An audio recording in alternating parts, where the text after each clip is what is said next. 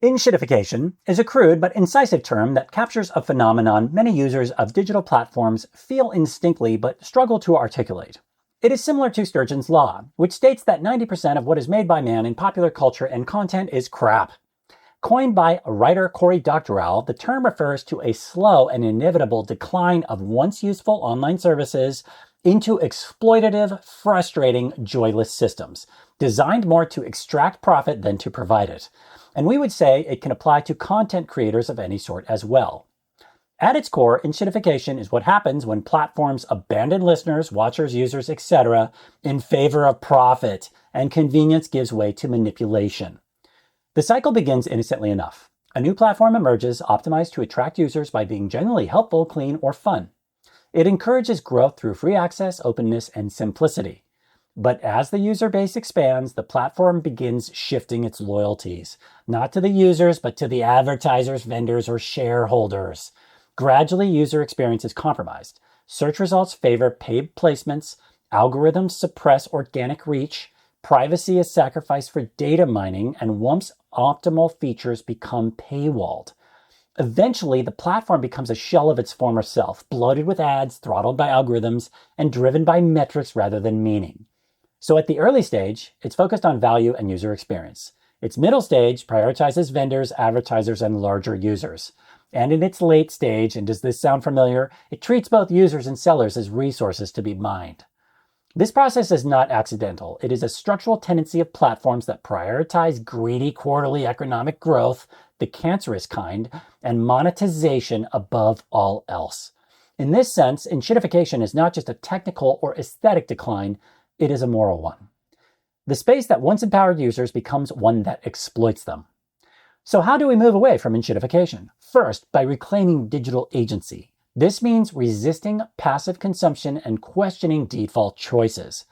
Rather than surrendering to algorithmic feeds, we can seek out tools and communities that operate with transparency and respect.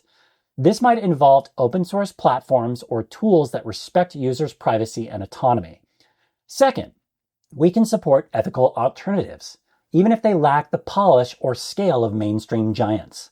Small platforms, cooperatives, and community-run servers may not offer the frictionless ease of big tech, but they preserve something more precious: integrity.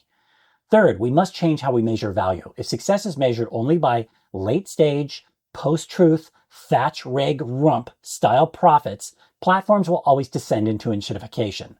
But if we prioritize resilience plus sustainability, user well-being, and trust, new models become possible. This may mean paying smaller fees for services that respect us, such as our website, nilesheckman.org, shameless plug, or simply engaging more mindfully with the ones we may already use. There have been many times we've considered buying a piece of software ourselves, which has an unnecessary monthly fee instead of a one-time fee, to then ask Reddit for alternatives, and then find a piece of tiny software which does the same thing just as well, but may not look as visually slick, and instead simply has a donation or buy me a coffee page for the author. Fourthly, always remember and act upon. You are never going to find truly novel, individualized, incredible work from a large company. You are going to find it from a small group or individual.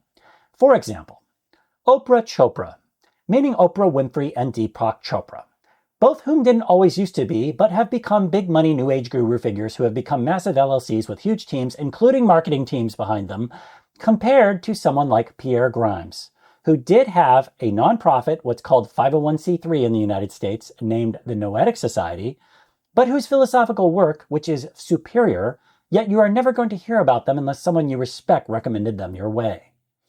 Ultimately, to resist enshittification is to believe that the internet can still be a place of connection, creativity, and shared meaning, not just a marketplace for attention. This requires imagination, patience, and the willingness to choose differently, even if that choice means potentially walking away.